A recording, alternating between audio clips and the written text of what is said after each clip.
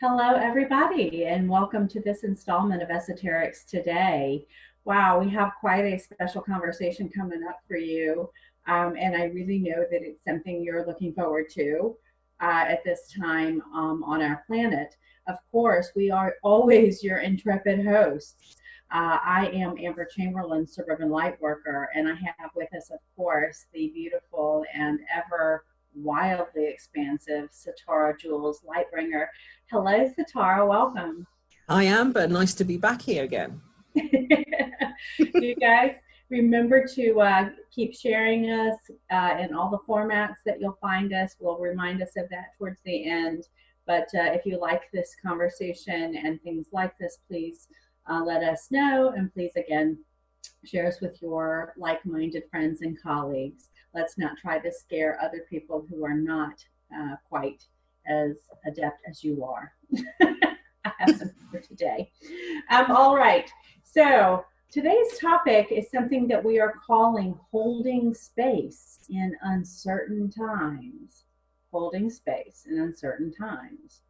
I'm going to be tagging up here with Satara to walk us through the declination of what is COVID, the DNA strands associated with that declination, also a discussion that we've not had with you about the humanoid race, who we are from that perspective. And then finally, what's always near and dear to our heart is the sovereign living position of highly conscious and highly expanded beings. This is really a reminder to each of you who take in this conversation about who we are and how we choose to interact in view of holding space in highly uncertain times.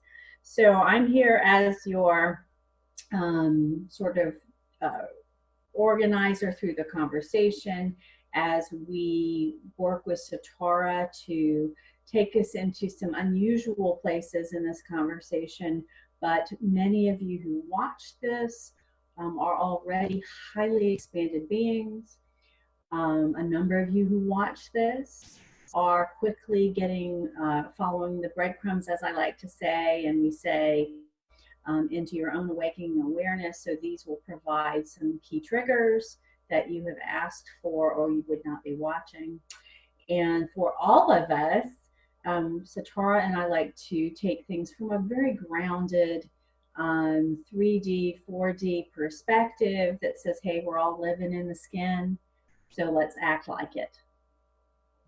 So all that said, did I line us up correctly, Satara? I think that sounds pretty good, yeah. Okay, good. So let's get right to it. And what Satara and I are already aware of, and I've got I just watched some blue light pop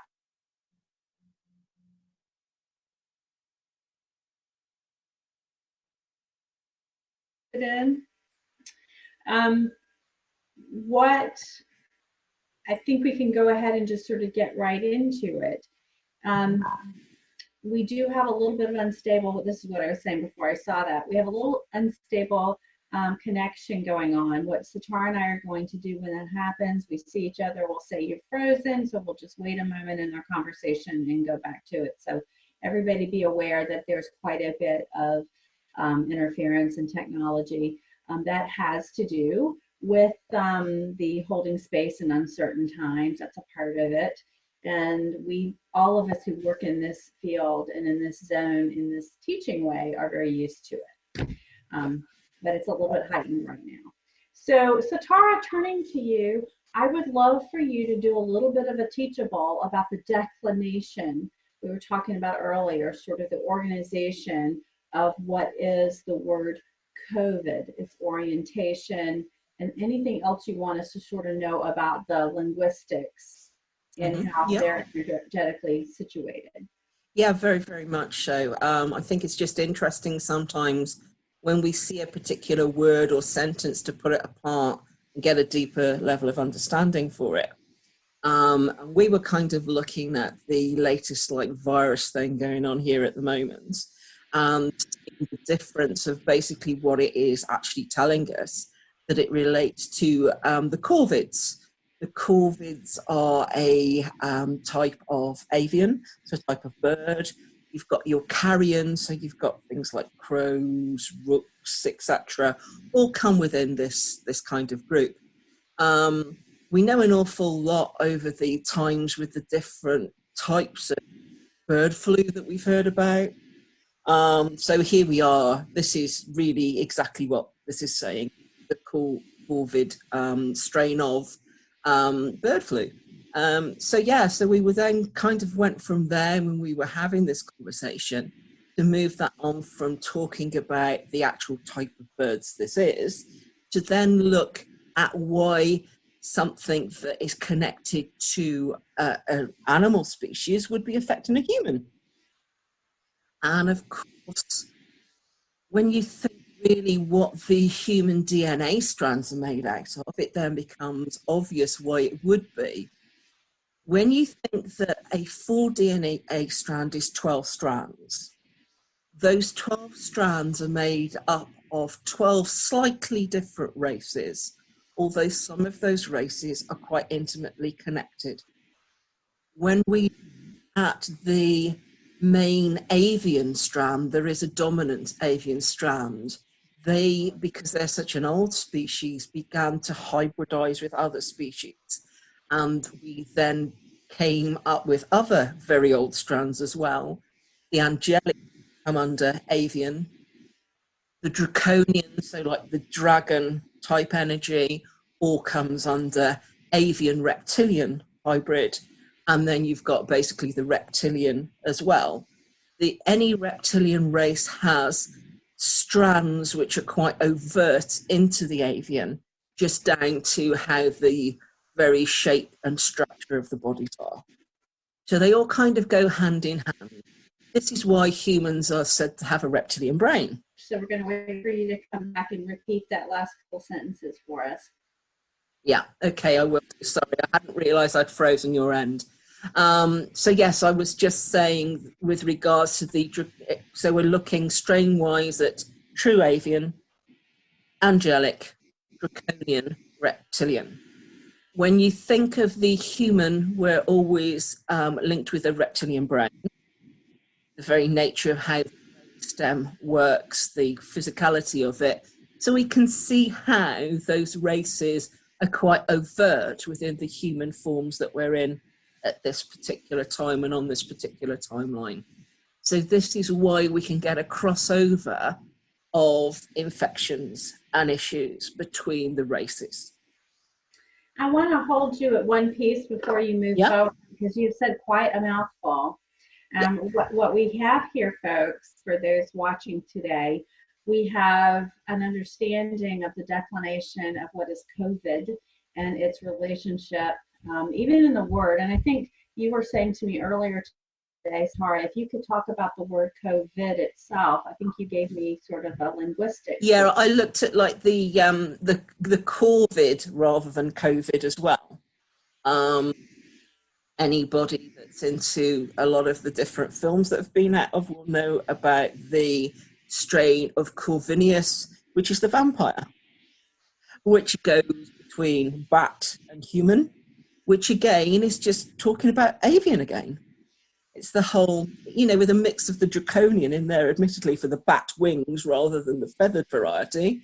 But really, really interesting how it goes from the core to COVID, to crow, if you like, and then through, to just keep it every last step, a different version of avian. Well, this is like, and for our listeners, what I want you to hear is, and then corona meaning, yeah. So, and what I want to point out at this point is there are lots of words that have frequency and vibratory resonance that carry information across them, and I'll give you another one. Atom, atomic,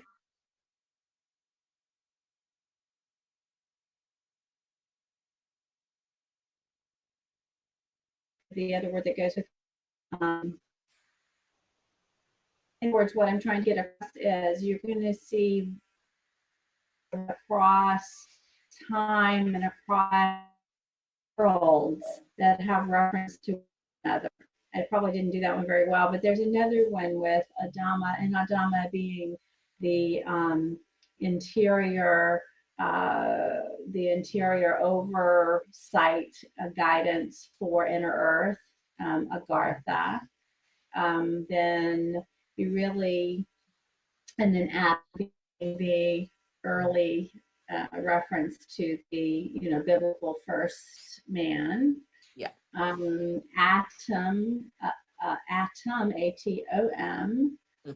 being that original particle. So it's really interesting how these origins, we'll see them.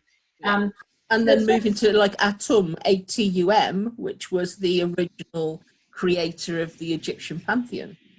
Oh, see? I knew I'm leaving out a little extra. There's a few other things that would travel along that same. Which is perfect.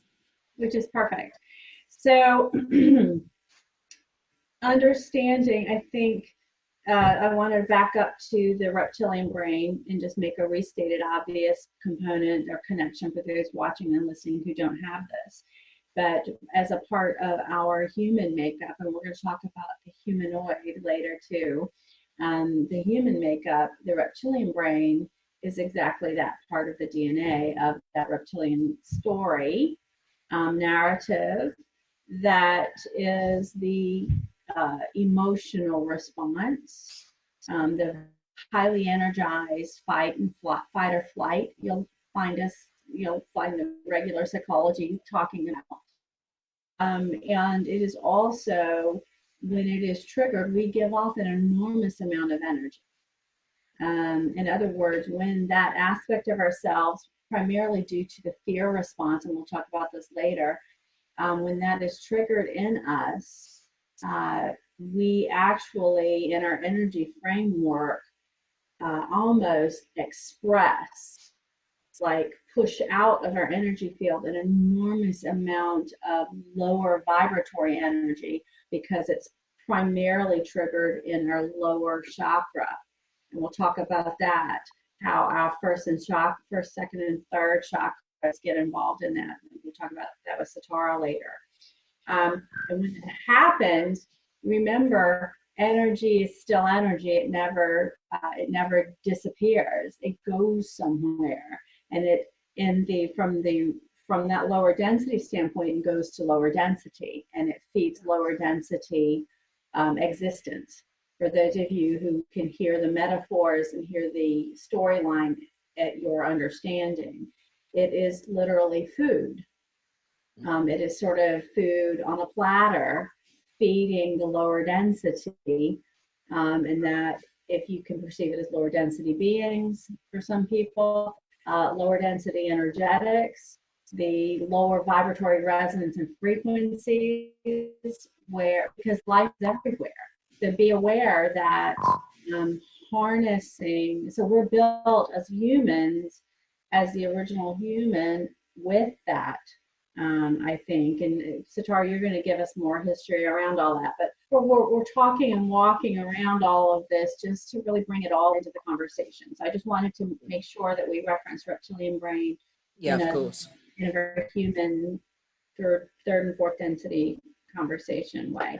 All right, so from that perspective about the DNA strands, could you say a little more about, I want to walk us through these before I get to the humanoid discussion. Could you say a little bit more about the DNA aspects of us that is angelic?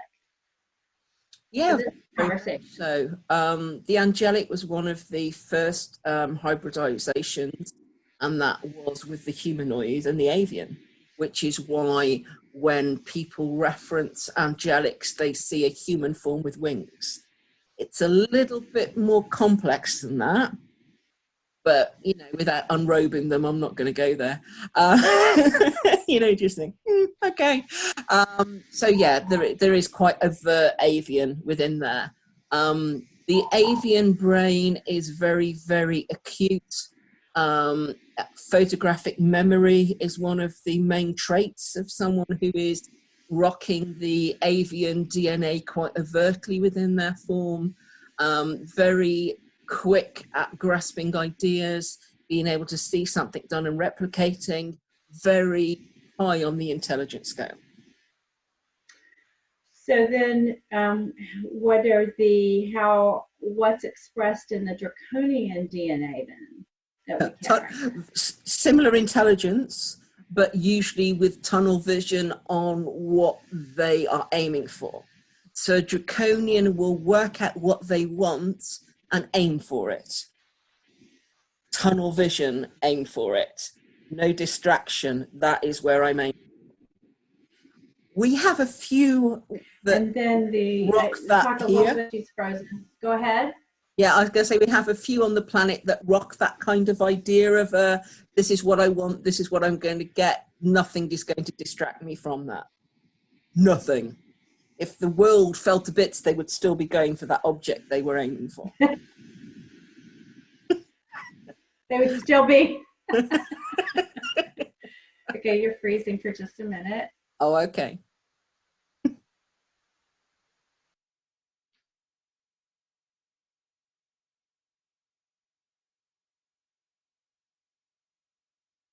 Around in a different way, they're going to stay on the mission.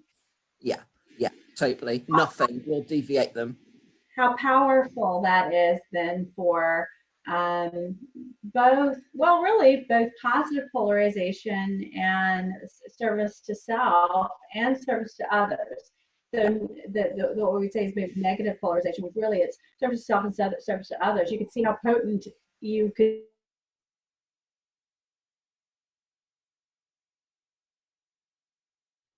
Very much so. How as with everything, it's multifaceted, isn't it? You know. Right. It is multifaceted, and remembering everyone, this is not good or bad. This is in total. This is our total story. And then what else in addition to sort of the reptilian brain component that I mentioned? What else did you want to say about its influences in the DNA strand? Again, the reptilians and draconians are very, very alike.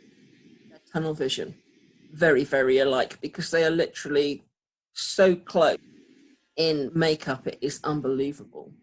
What I'd like to remind people, there seems to be a thing that goes on that all reptilians are negative, and no. Again, reptilians exist in every density. So they are everything from negative through to positive and everything in between on there as well. And what we have to realize is that that is an intrinsic part of our makeup. We cannot divorce ourselves from that particular strand because it is quite a large part of our makeup to have this suit in this time. And I want to point out, I was having this conversation with a friend and a marvelous magician yesterday in her own right. We were talking about the particularly reptiloid perspective on our planet today, and how much there's a lot of talk about the negative polarization in the reptiloid, in particular in draconian perspective. But remember, we've had to have this third density requires a balance between positive and negative polarity within each individual. That's the experience that actually we have in the third density. So it's all very fitting. But what we're seeing in the change up of the harmonic, some people call it the ascension, the great awakening, the 0 point reset, the narratives fit. What we're seeing is, along with that move in harmonic on the octave for our musical friends, is we're seeing an increase in transit of the what we would call draconian and reptilian energetics to positive polarization. You'll hear this in a lot of narratives saying that a lot of that energy is leaving the planet. You'll find it in the war stories. You'll find it in the race war stories, but you'll also find it in just the construct of polarization, that that increasingly this planet is becoming increasingly positively polarized, which is taking it into fourth density. And then some into the fifth, we're tapping into fifth in some components, but really, for, you know, I would say we are at the beginnings of the fourth density, based on what I can put into verbal terms. Remember, Satara and I are being mighty, we are both being mighty cavalier with best we can be, and bringing all the narratives to this discussion that we can, when indeed, these are the best stories we have to tell, because we're doing it through our human brain and nervous system, and that's how you're listening to it in an oral fashion and visual. We're certainly transmitting a more rich and full story than even we can tell. Satara, is that fair? I think so, because you think that the way that everything is worked on a deeper level on the telepathic grid, there's more to syllable. Well, and what Satara is also referencing, and I want you to keep this in mind too as we get to the humanoid discussion and the holding space in uncertain times, which is what this really conversation is about. Satara just referenced something that's very important to point out, and we've pointed it out before. My narrative is thus: there is an organic matrix within Gaia, within the cosmos, and the transmitted information back and forth, if you want to look at it that way, because it's very human of us to look at back and forth, up and down. If you want to look at it that way, and that's a good way to look at it, this is where Satara and I operate as light workers. This is who we are. This is also who you are and who our tribe is. We just happen to know it and feel free to and feel comfortable very much talking about it. We work within organic conversation, organic matrix. Indeed, then, that this planet, then another narrative to share, has had involvement in what we would be calling inorganic, or sometimes we call it an artificial matrices, and its corresponding cosmic inorganic matrices around the planet, and that has communication too, and that would be probably best positioned as operating in the lower density, and in the what we would consider more draconian or reptilian aspects of self and of all that is. And there's reasons for all of that, and you guys can go out and investigate those conversations. You could probably hit up Trinity Stars. I suspect they have a lot of yickety yak over there. Yeah, we can have a little bit of yickety yak on Trinity Stars, yeah. Trinity Stars around some of that.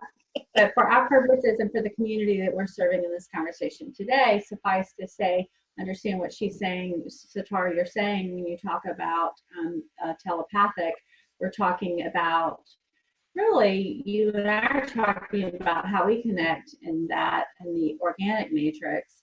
However, and I just had a ping. My computer kind of rocked up when I said that.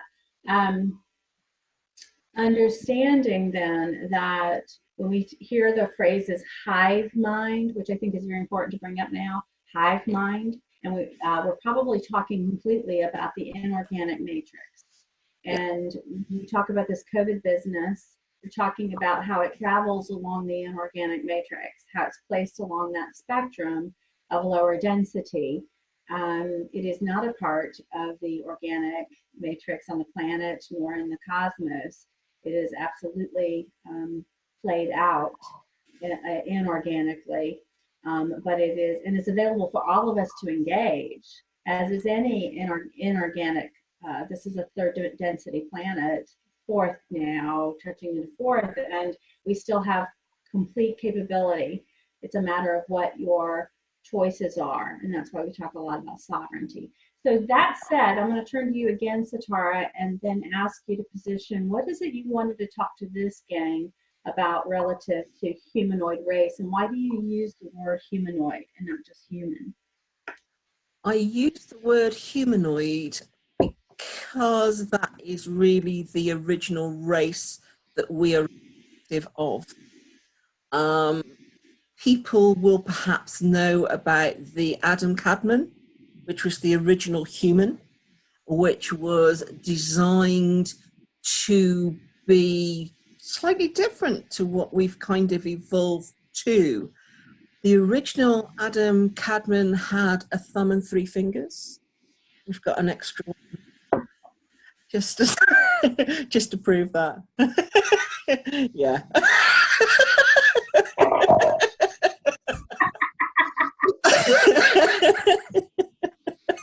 It had to be done. We laugh really hard at ourselves, trust me. Well, you have to find it amusing, don't you? Just like, all right, here we go. So yeah, so we've gained like an extra finger, but we gained an extra finger because really we needed an extra toe too. And the way the DNA structure is created, it couldn't have one without the other. Right, yeah, whatever. That's chemistry, and I understand that from a mathematical standpoint. But yeah. Yeah, if you've got one this side, you should have one that side in most occurrences. Yeah, this is kind of how it worked, which is why we have like 2 ears, not one. It works that way across species, by the way, people. It works that way in all across everything. Everywhere, yeah. Actively, so it's quite amusing really to see how this has kind of developed from what was initially put here. So when you're kind of looking across the different races of planets, you will notice that things like the Pleiadians and Sirians now have 5 fingers too. Will I notice that? You might have. Depends on how many fingers they were holding up when they were talking to you. Whereas if we think of like more alien forms, so we think of like the Greys, the some of the Arcturans, not all of them. There's a bit of a 2 race thing that goes on there. You will notice that some of them have the skin that is very much like we would think of here as the same as a dolphin, shark or whale would have. And they have 4 fingers, thumb and 3 fingers. Yeah, that is the original humanoid really, because we had that kind of different skin type, because we were quite resilient to water is why we had it. As time has kind of evolved and suns have grown in mass, we've kind of had to change our skins to a certain degree. What grew in mass? Suns. S-U-N. The very nature of how they take in matter to burn and create, they've increased in size. So as these have increased in size across this universe, so we have less water in the universe than we initially had. So therefore, over time, DNA has been tweaked to allow us to evolve to a drier environment, which is why we have the skin we have here, rather than what we used to have as the original Adam Cadman. And by the way, folks who are listening, and Satara and I, we know each other all kinds of ways here. And so we bring a richness of understanding to the conversation. But one of my own experience from the Pleiadian perspective of self and fractalization, that's another discussion altogether, is very interested in how the third density has impacted my own skin suit. It's very much of interest to, it would be called like acidosis or what is it, when something, what's the word, watching the, in other words, things kind of deteriorate. Yeah. Atrophy. Yeah, atrophy, or the patina you get, the damage you get. That's actually, I'm quite aware because I have like moles and things appearing that didn't to be there. Yeah, I have actually quite a bit of it's part of my karmic pattern. I have quite a bit of bone like bone, teeth, and skin changes in this atmosphere, and that's particularly interesting to that more Pleiadian aspect. I won't be saying more about that in this particular show. Maybe I need to be a guest on Trendy Stars, but at any rate, to talk about these things. But at any rate, yeah, I'm aware of that particular interest because that gets looked at, and I watch how that gets looked at. That's really interesting. I know you're like, did she just say that? All right. So as we move on, so we can have humor about ourselves. Oh yes. Trust me, as I was learning all these things about myself, and as these were coming on board over many years now, many recent years, I would have to sit and have a glass of wine, or I would have to look at myself deeply and go, "Did you really? Was that?" Huh. Trust me, I've just gotten comfortable with it now over the last several years.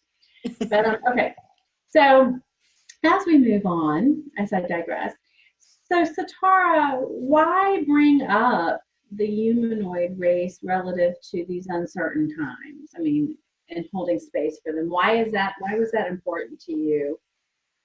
It was kind of important because it's like we are all rocking these suits now, aren't we? We're all rocking these human suits. I like how she says rocking. Yeah. Rocking the human suit. So we're all, regardless of where we're coming from the angle that we're looking at this, we're all having to go through the same experiences to a certain degree.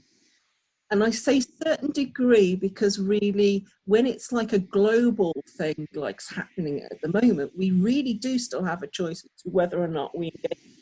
And if we do engage it, to what level we wish to do that. Choice to engage it, because you broke up there. Choice.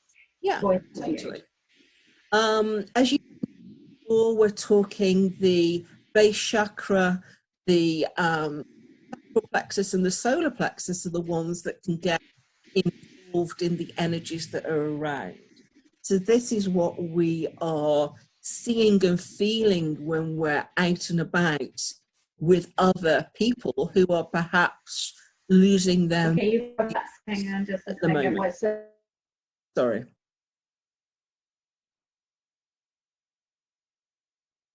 There we go. So if I redo that. So this is why we have the effects of okay, the... Sorry. Have I gone again? I lost you after you were describing the... yeah, but I just told them that you were just describing the base and root chakra and up through the, I would say 1 through 3 really. Yeah. And because remember what I said, the reptilian brain. Yeah. That the triggers for that feed that lower density, so it works in tandem. That's where it hits. Yeah, totally. And this is why you can find yourself, if you're in a group of people or a crowd of people that are losing their mind, that it is easy to kind of get dragged into that sometimes because of the nature of the way that the reptilian mind works within the hive mind. And the hive mind is a set of consciousness that can envelop all similar structures. I think that's the easiest way of explaining the hive mind. So if you have a crowd of 100 people and one person starts to lose their mind, not much happens. When 2, 3, 4, 5, 6 start to, it rapidly unfolds that the whole lot can lose their mind over something. So Tara, will you, with that metaphor and that description that's very apt, could you also relate this to the 12th monkey? Ah, I haven't heard that phrase for a while. How would that fit? Again, that kind of fits with, we have two choices really. An awful lot of people that are embodying what psychologists would call the lower mind would be washed away in the tide of the emotion of the crowd. The 12th month would of course not be. They would be watching with interest to see what was going to happen next, because they weren't having a bar of it, because they would be seeing from a different perspective of what was happening. So if you think that the event is happening here, the higher mind, 12th monkey, whichever way you want to view it, is sitting here observing.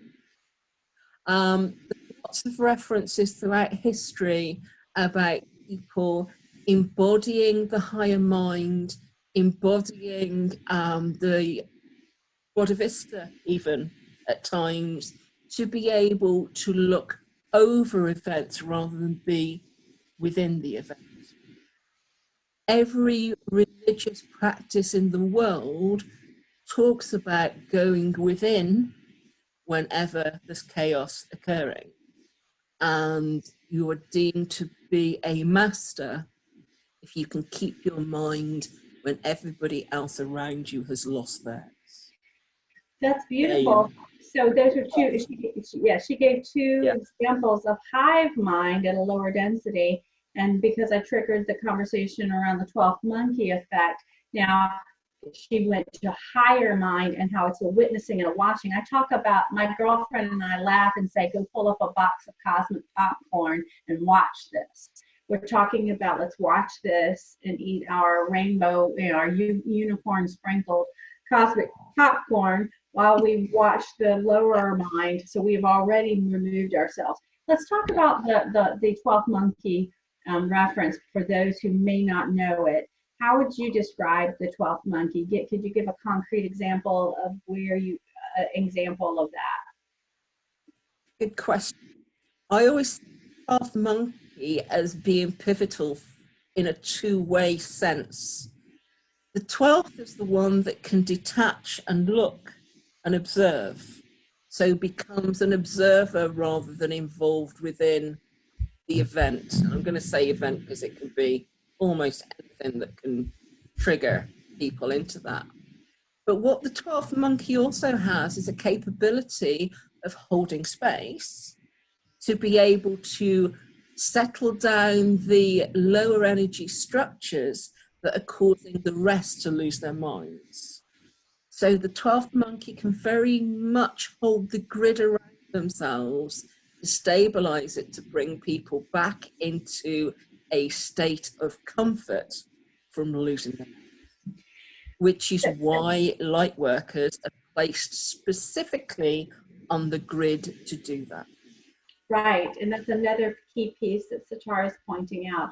Remember, those of our kind, and you are our kind if you are picking up the show, you are placed quite well because you chose to, when you agreed to come this time, to sit on this particular place where you are today on the organic matrix. You are a pilot light, so to speak. You are a light unto the path, unto the grid.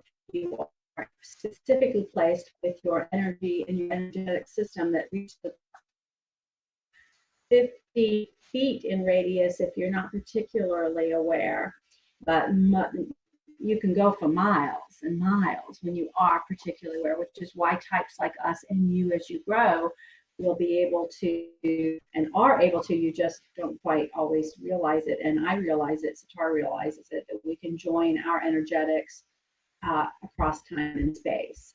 But because we are particularly guardians of this planet, we join it, hearts and minds and energetics, across Indira's net, across the organic matrix, to support, serve, whether it's the Australian fires to bring the rain, whether it is to California and their fires, whether it is to this issue that we're talking about, this COVID business, holding space in certain times. We light workers work across time and space. We can certainly also work galactically, which we do. Satara certainly does. I certainly do.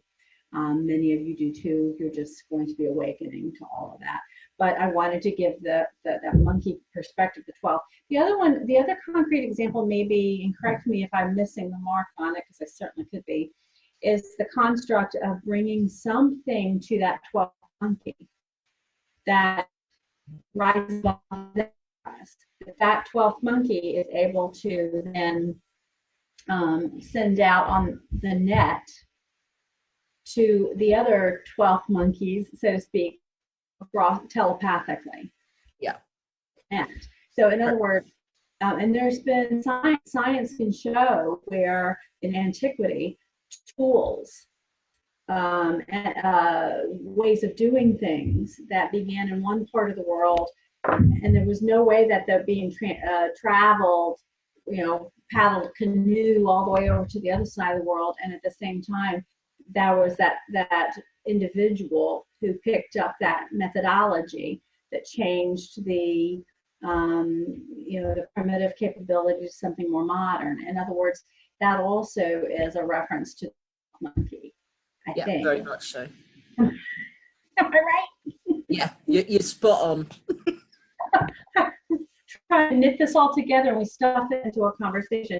So this really brings us to, Sitara, what we like to come to on Esoterics Today, which is the boots on the ground, the grassroots, no kidding. We're in a skin suit. We're here for a reason. I look like this. You look like that. I got 5 fingers on each hand. I'm up in a townhouse. You're over there in your bungalow or whatever. I'm going to make grilled cheese for lunch. I mean, this is the no kidding. We're just people having a cup of tea and a cup of coffee.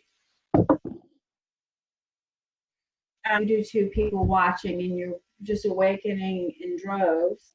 What does this mean what does all this conversation then bring you to in terms of how we live?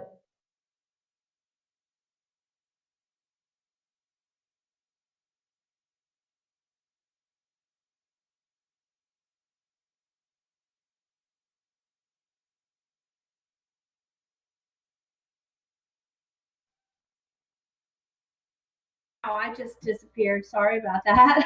All right. I was waiting for you to come back. I wasn't going to interrupt. I thought you'll be back in a second. That was weird. Yeah, well, you know what? I say to all that. So my guidance really well to hold us okay. We worked on that, but stuff is really tough. And what I want to say before we walk into how it is to hold space in these uncertain times, just in the daily way, the energy fear platform, which is really what we'll talk about, is so intense right now. Momentarily, it's more intense than it has ever been in my lifetime and in our lifetimes, such that it is. You can feel it almost pressing in. Friday afternoon, and this is for us a Sunday afternoon. Friday afternoon, I was very aware, Sitara, of how the siren song, I could feel it pressing in on my energetics, the call, the music that is being made, so to speak, the harmonic that this is working on, and the level of energy that's being fed to it because of fear is so seductive. I could feel it pushing in on me in a way I haven't felt anything my whole lifetime push in on me, that I had to literally, I had to sleep it off. I had to allow my higher selves come in and do some adjustment and attunement. I had my magical medicine friend sent over the next morning, apropos of nothing, because we weren't very telepathic, she sent me over a couple of images. She said, take a peek at these. And the clearing was just enormous, and it's very stable. So even someone like myself, and probably somebody like Sitara, we're not, any of us, the word could be immune. We just have to manage. We're in third density skin suits too, people. We're having the same experience. We're just having to pay attention and to manage that. Now, Sitara she's not going to have the same things I just described. But you still do have, you still have to be mindful of where you go, what you do, and how you do it. Yeah, very, very much so. I actually went out into town yesterday. You get involved with the conversation. Oh no, I'm never going to town on a Saturday. Such a rare thing for me to do. And it's the first time I did it this year. And I actually sat on a bench. Where was that? Oh, you're freezing. Oh, am I freezing? Sorry.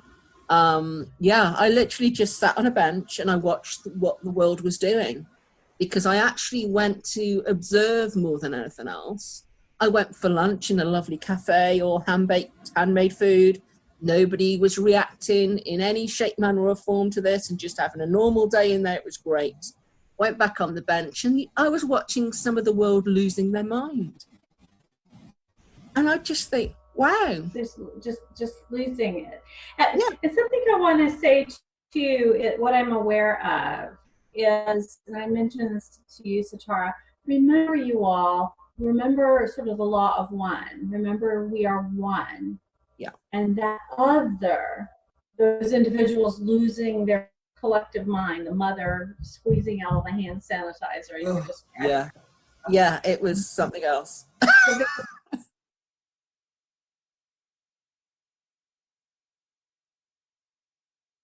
Or should we say, this is our program running. Yeah. And remember that that they is the us that is having that experience. So we're not immune in the sense of there's other selves at play here. Yeah, of course.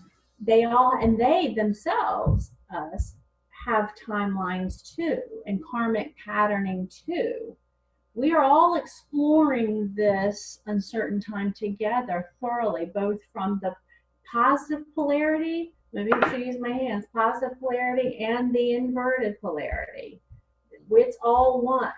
I know that's a little bit advanced construct, but it's worth saying that because there is not they and me, that there's really no separation. There is only awareness of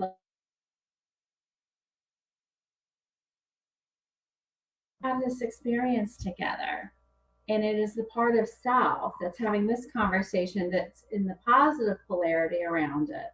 Okay, the inverted, because there's a lot of there's what is it, Sitara? When something is inverted, it's upside down, and something is upright. We're having a positive polarity conversation while recognizing the negative polarity. Polarity of the conversation, yeah, very much so.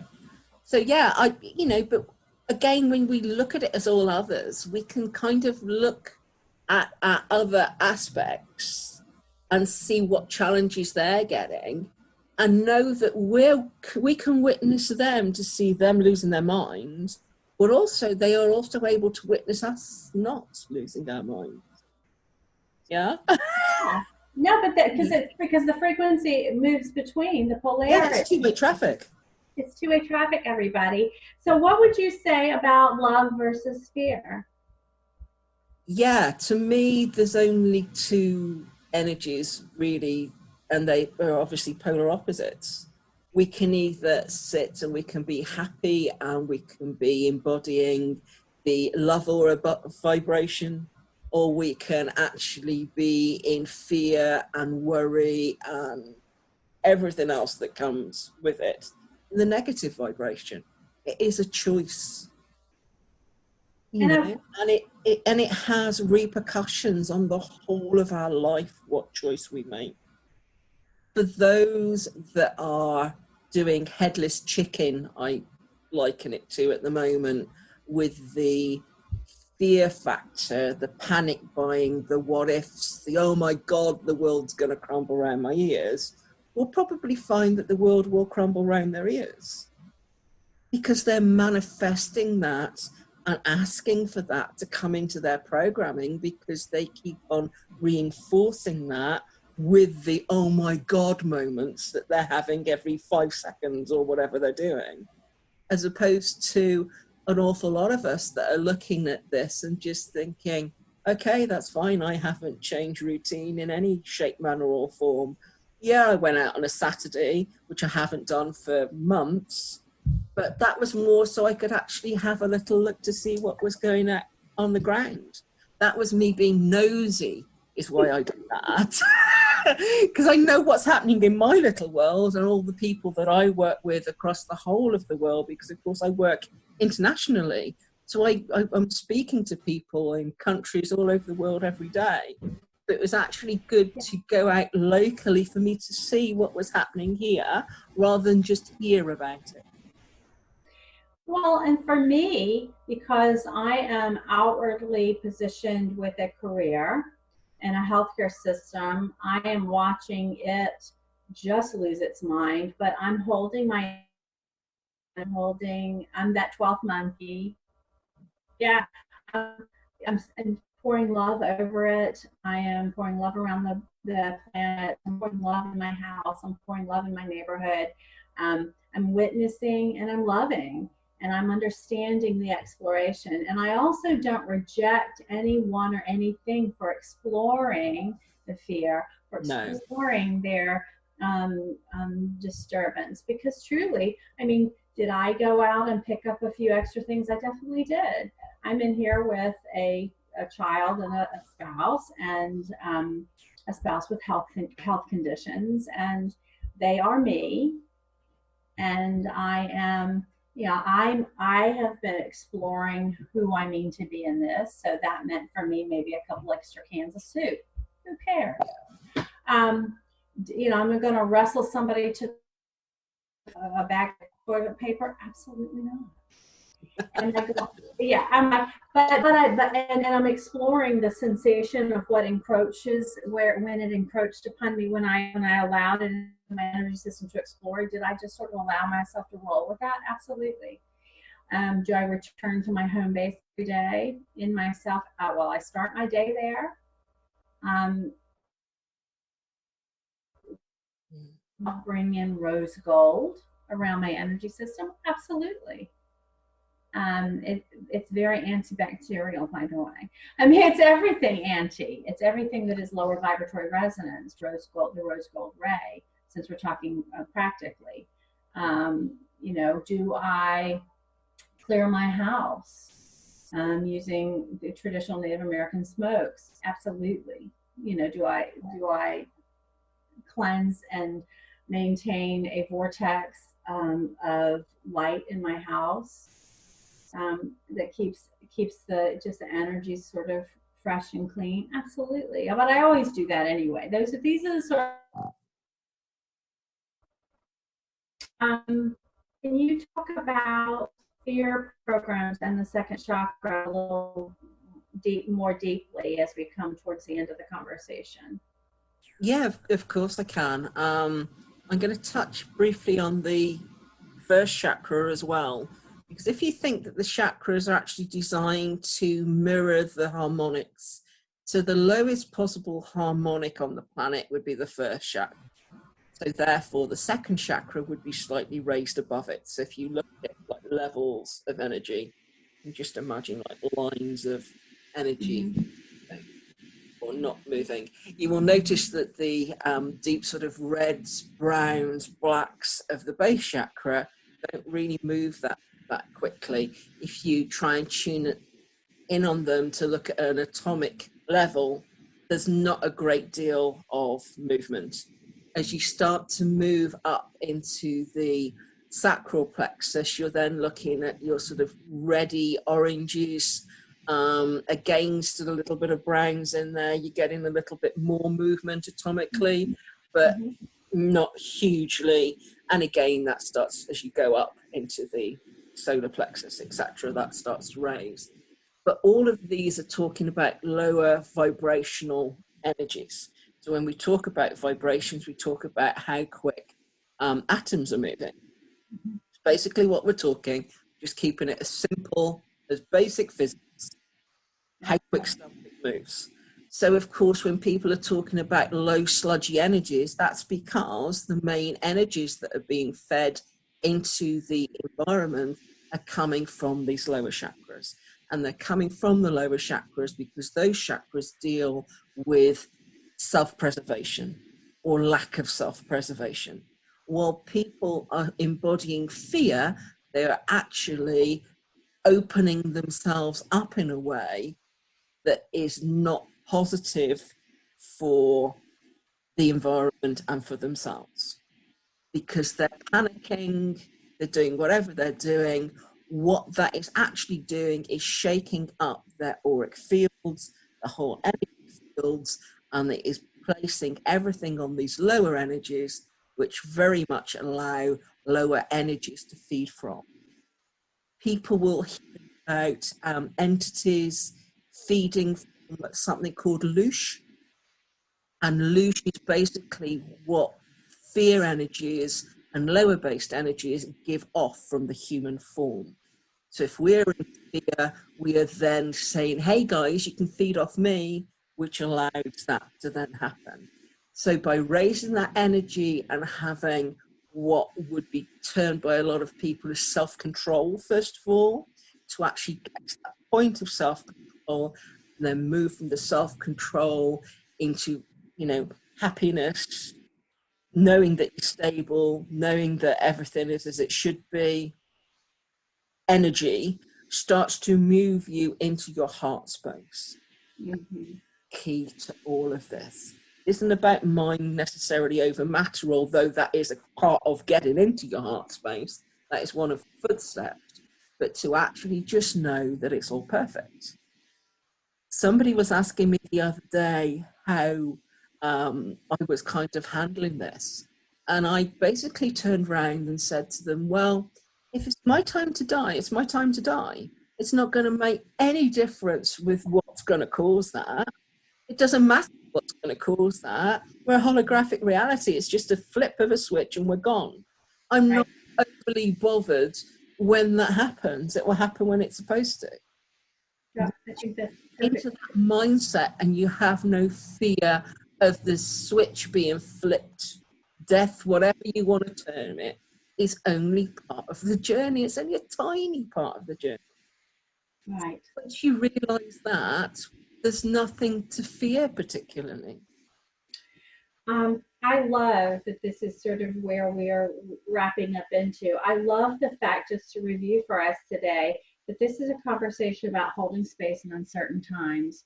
And this is certainly in my lifetime here on this planet, this time, the most widespread intrusion, so to speak, that I've investigated in this form. So I'm having there's a combination of feeling of, because I'm quite a scientist truly in many aspects, I'm fascinated. I have a fascination with watching it, and don't mind at all that this is sort of an experience I'm getting to have in this form, that I think, wow, this is really, it's interesting. This is interesting. Because that's the way, because there's a quite bit of the draconian aspects and reptiloid aspects itself here that is very focused. That allows me to be the light worker that I am, and the focus is just positive polarized.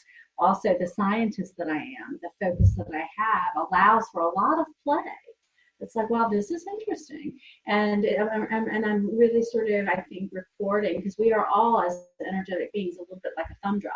We are downloading an enormous amount of information of this experiment here, folks, because we're recording that. Don't think for a minute that we aren't. If you think the Alexa and all the other recording devices and these cell phones were the only ones that exist, you yourself your own energy center is more than Alexa ever thought it could be. Very much so. Did I say that well? You did indeed, yes. I love my facility with words. I'm grateful that I stepped into a form and a structure that was going to be able to reduce things to its simplest terms sometimes. But so I'm so glad we had this conversation time together. I think that this might be a helpful conversation to our peers who are listening and watching. I'm hoping that this will be one that you feel like you can share, those of you watching and listening today. What I want to remind us too is, and something that I've been tuned into lately, is remember, even in a positive polarization position, which all of you who watch this certainly are more firmly rooted in your positive polarization, your hygiene, your spiritual energetic hygiene, is exceptionally important this day and on any day, regardless of what's going on, because your, should we say, loosh, and I'm so glad that we're using that word, because that's the word that is used in our community, on which lower density does feed. And I know so for at least a couple of you who are going to come to this, we're waking up a part of you, your remembrance, that's right now having small freak out, but that's okay. But for the rest of you, that even in positive polarization, you can still be feeding lower density, 3D lower density. So I'm going to encourage you to just step up your routines. There is, look for those places in yourself that are still exploring the lower density and the lower density triggers and the participation there. I have to do that. To look at where I'm contributing to that, where I am becoming food for the lower density. That's the beautiful thing about the ascended mastery that is on the planet today, that you have within your DNA today, and increasingly waking up in your crystalline DNA structures. We still have to demonstrate to ourselves and find our mastery at all turns. No one here on this call, including your intrepid reporters here, are when Satara is finished that exploration of her skin suit self, she will no longer be here. You will not see her form. When I have completely finished that experience for myself, I will no longer be in this form. We are all we are all on this hero's journey. If you don't understand the hero's journey construct, it's a beautiful place for many people to begin in their conceptualization. So Tara, any final words before we close it up? I think that I like what you've just said with a reminder for spiritual hygiene for people. I am queen. Yeah. I have such a reverence for salt, preferably Himalayan, but I can be good with sea salt too. I just love that pure vibration and energy around it. And I incorporate that in things like body washes, body scrubs, you name it, it's there. Because I just think sometimes we just need to just up our energy level and the means in which to do it. I also frequent some salt rooms, which are around the world these days. You can just go in and just breathe in salt and be completely surrounded by an hour, and you come out buzzing for weeks. And it's actually just nice to go into something like that. And I just meditate for an hour. I just think, well, and I just find that sometimes to do something so simple, to take an hour out of your routine, out of your week, month, whatever you're going to do it, is just to actually do some resets for you in a perfect environment to get all the downloads and resets you now need. It's just mindfulness, really. Just mindfulness, really. And so today, this week, because I wanted to, I just really needed to call in just some reinforcements around my energetics in my home, and just calling it in. I just picked up this particular bowl that I have put together of beautiful stones, and I just charged them with the responsibility from their vibratory resonance and frequency to serve me, to serve my home, and to serve my community. So they are turned on. Remember, these guys don't get turned on unless you turn them on. They're there alive. They're living, but they're not going to. They need your input. They need your engagement to tailor their service. They'll do some things all on their own, but you've got to kind of get a little involved. So don't forget your stones. Another piece, and don't forget your aroma. Don't forget any tradition supports. And for this conversation today, it was no surprise to me that Commander Ashtar came. For those of you who are not intimate with Ashtar, Commander Ashtar is and Satara is very intimate with Ashtar. Commander Ashtar is I would say, the head command for the Central Galaxy, and I guess time is so temporal, but Ashtar came to this conversation because I asked who wanted to come join the conversation.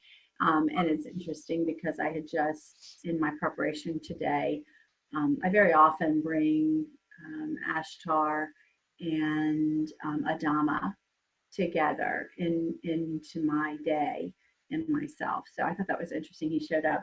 What would you like to say about Commander Ashtar, Sarah? Yeah, it's probably not best to ask. I go back a long way with Ashtar, bless him. Yeah, he likes it when I'm not on the flight deck. Trouble. You're just trouble, sister. So, and we can talk more as we go in this show. Again, I'm going to reference you to Trinity Stars for deeper, even more dynamic, expanded content. But for today, I am Amber Chamberlain, Swervin Lightworker. And I'm Tara Lightbringer of Temple of Stars.